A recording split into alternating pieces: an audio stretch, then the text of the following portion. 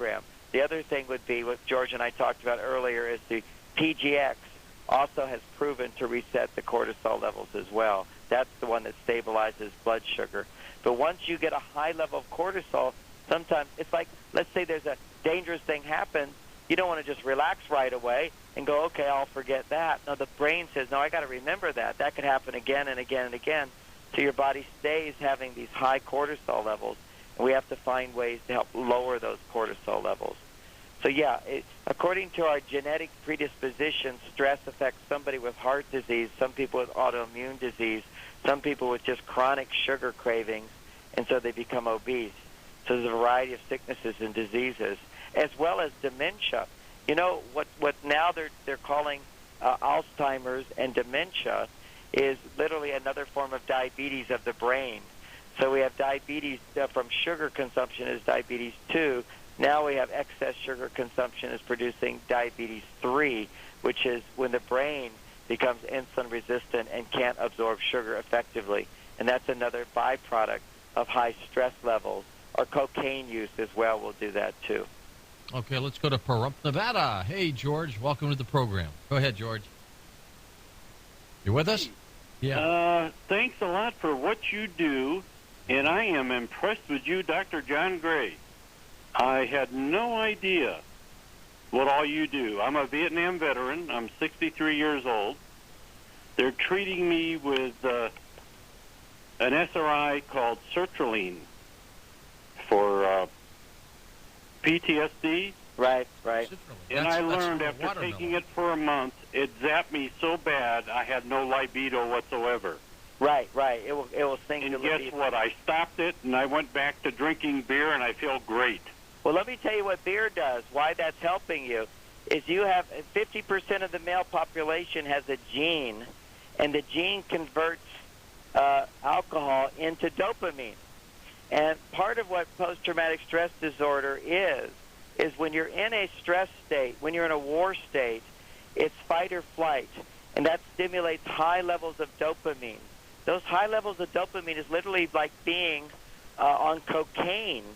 And what cocaine does is it flattens out receptor sites. Dopamine receptor sites become desensitized. So now life is boring and flat. And what we need is some kind of stimulation, and alcohol is what's providing that for you.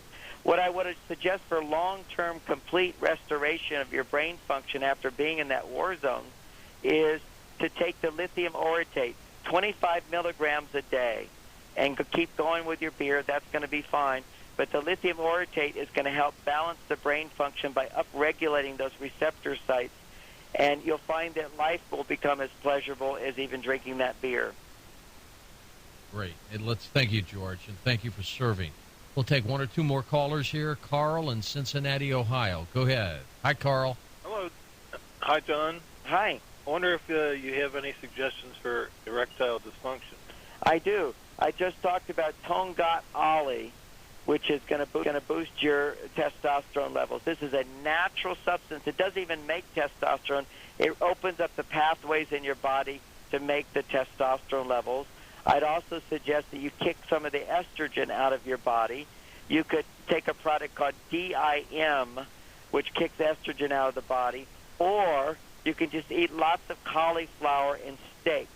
You want to have the basic weightlifter's diet for a while, which is brown rice, steak, and cauliflower, and make sure there's no hormones in that steak, and take up to 400 milligrams of Tongat Ali a day, and within a few weeks, you'll get it all back. Will broccoli help too?